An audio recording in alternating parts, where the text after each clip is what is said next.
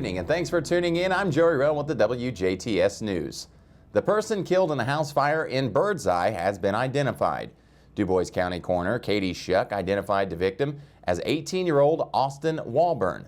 Autopsy results are still pending. Birdseye firefighters responded to reports of a house fire at the corner of Cherry and 2nd Streets on Monday evening. No other injuries were reported. The cause of the fire is still under investigation.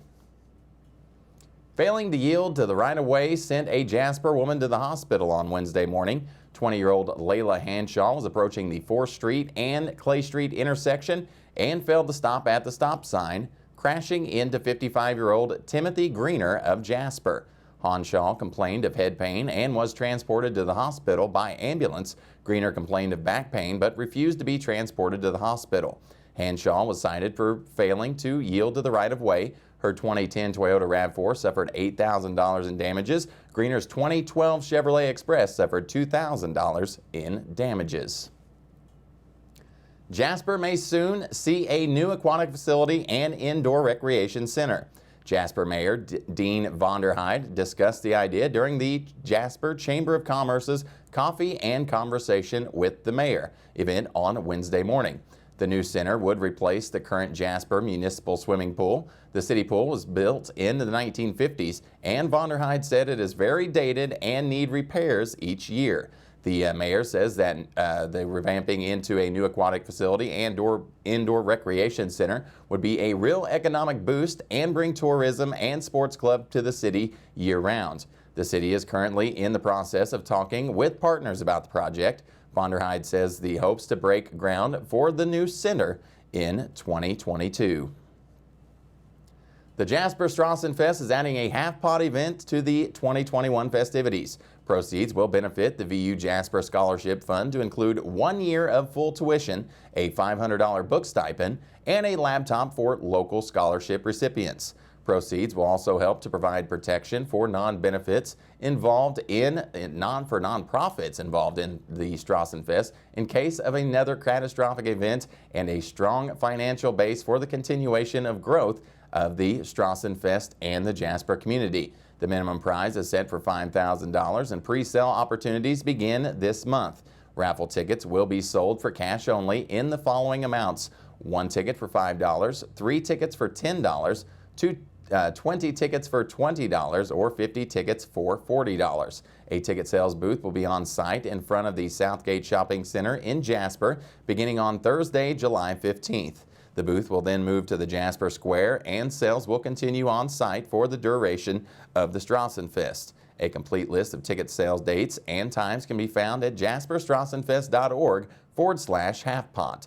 Clubs, organizations, or businesses interested in hosting a ticket pre-sale event are encouraged to contact the Jasper Chamber of Commerce to set up a time and date.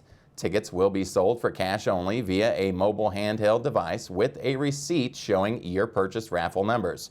You must be 18 years of age to participate in the half-pot raffle. License numbers, rules, and regulations can be found at jasperstrassenfest.org/halfpot. Old National Bancorp and First Midwest Bancorp have agreed to merge to create a new organization in a $6.5 billion deal. Officials say the agreement will create a premier Midwestern bank with $45 billion in combined assets. The new organization will operate under the Old National Bancorp and Old National Bank names, with dual headquarters in Evansville and Chicago, Illinois. First Midwest stockholders will receive 1.1336 shares of Old National common stock for each share of First Midwestern common stock that they own. Following the completion of the transaction, former First Midwest stockholders are expected to collectively represent approximately 44% of the combined company.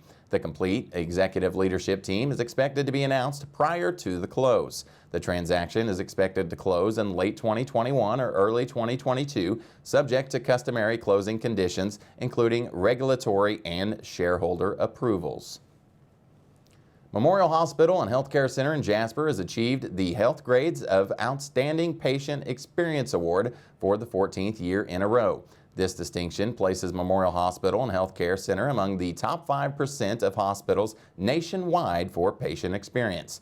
Healthgrades evaluated 3,297 hospitals that submitted at least 100 patient experience surveys to the Centers for Medicare and Medicaid Services, covering admissions from January to December of 2019. Of those hospitals evaluated, 417 hospitals outperformed their peers based on their patients' responses to achieve this award. Healthgrades evaluates the performance by applying a scoring methodology to the 10 patient experience measures using data collected from a 29-question survey of the hospital's own patients.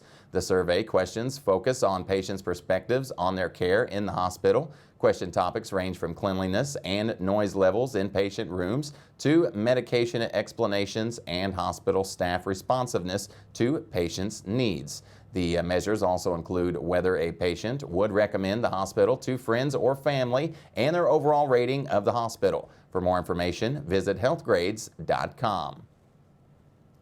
The Bird's Eye Library is planning a list of family-friendly activities throughout the summer. All programs will be held at 4 p.m. at the Bird's Eye Park. This summer's events feature a variety of programs including silly safaris, story time, and a science show, magician, and even a ventriloquist. A full list of events and schedules is posted on our website, WJTS.tv. The DuBois Branch Library hasn't had much going on for the last year, but that is about to change. The library has a number of events planned throughout the month. Events include a coloring contest from now through June 15th, a story stroll, and take and make craft now through June 15th, and family craft every Tuesday at 6 p.m. Pre-registration is required. Special events planned for the month include a live safari animal show, ventriloquist, and a juggling act, magic show, and even a science show. A full list of events is posted on our website, WJTS.tv. Library hours are 10 a.m. to 8 p.m. Monday through Thursday, 10 a.m. to 5 p.m. on Fridays, and from 10 a.m. to 2 p.m. on Saturdays. The Indiana Department of Agriculture wants you to grab the camera and give them your best shot. Submissions are now open for the 14th Annual Indiana Agriculture Photo Contest. Participants are encouraged to submit photos reflecting a wide array of Indiana agriculture. Photo categories include on the farm, showcasing any building, piece of equipment, or activity that is part of life on an Indiana farm. Faces of agriculture, which featuring those who grow, produce food, fuel, and fiber in Indiana, and agritourism, spotlighting Indiana's seasonal and agricultural destinations such as orchards, wineries, and farmers markets. Conservation, highlighting Indiana's natural beauty with landscapes, water, and wildlife. In total, 10 winners will be selected, 2 from each category and 2 overall. Winners will be invited to attend the Indiana State Fair for a special ceremony and will have their photographs featured in the offices of the Lieutenant Governor's family of businesses in Indianapolis throughout the year. Contests can submit up to 5 photos in digital format accommodated by a submission form for each photo. Photos will be evaluated based on creativity, composition, and category representation. Entries must be submitted by 5 p.m. Eastern on Wednesday, June 30th. For more information, visit in.gov/ISDA. Vincennes University and Pace Community Action Agency, Inc. are strengthening their partnership to ensure student parents and young children both access to life-change education. PACE offers no-cost preschool to eligible VU students with children 6 weeks to 5 years old through Early Head Start and Head Start programs. Over 1 in 5 college students, or 22% of all undergraduates, are parents, according to a report from the U.S. Department of Educational National Post-Secondary Student Aid Study by the Institute for Women's Research Policy. For more information about PACE or to sign up for programs, go to pacecaa.org.